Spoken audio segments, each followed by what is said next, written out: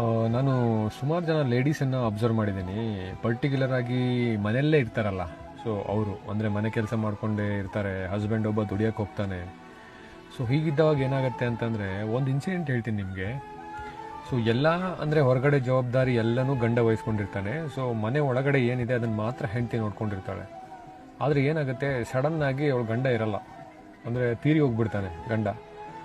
So ತೀರಿ ಹೋದವಾಗ ಅವರಿಗೆ ಏನೂ ಗೊತ್ತಾಗಲ್ಲ, ಹೊರಗಡೆ ಏನು ಮಾಡಬೇಕು, ಎಲ್ಲಿ ಹೋಗಬೇಕು, ಏನು ತರಬೇಕು, ಯಾರ ಹತ್ರ ಮಾತಾಡಬೇಕು, ಏನು ಮಾಡಲಿ ಅಂದರೆ ಏನು ಅದ್ರ ಬಗ್ಗೆ ನಾಲೆಜೇ ಇಲ್ಲ.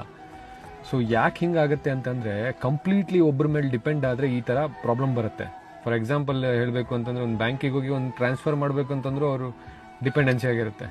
ಮೊಬೈಲಲ್ಲಿ ಒಂದು ಟ್ರಾನ್ಸ್ಫರ್ ಮಾಡಬೇಕು ಅಂತಂದ್ರೂ ಒಂದು ಡಿಪೆಂಡೆನ್ಸಿ ಇರುತ್ತೆ, ಅದರದ್ದು ಕೂಡ ನೋಡ್ಕೊಂಡಿರಲ್ಲ, ಅದನ್ನು ಕೂಡ ಕಲ್ತ್ಕೊಂಡಿರಲ್ಲ. ಈ ಥರ ಕಂಪ್ಲೀಟ್ಲಿ ಡಿಪೆಂಡೆಂಟ್ ಆದಾಗ, ಸೊ ಯಾರ ಮೇಲೆ ನೀವು ಡಿಪೆಂಡ್ ಆಗಿದ್ದೀರಾ ಅವ್ರು ಒಂದು ದಿನ ಇಲ್ಲ ಅಂದವಾಗ ನಿಮಗೆ ತುಂಬ ಪ್ರಾಬ್ಲಮ್ ಆಗುತ್ತೆ.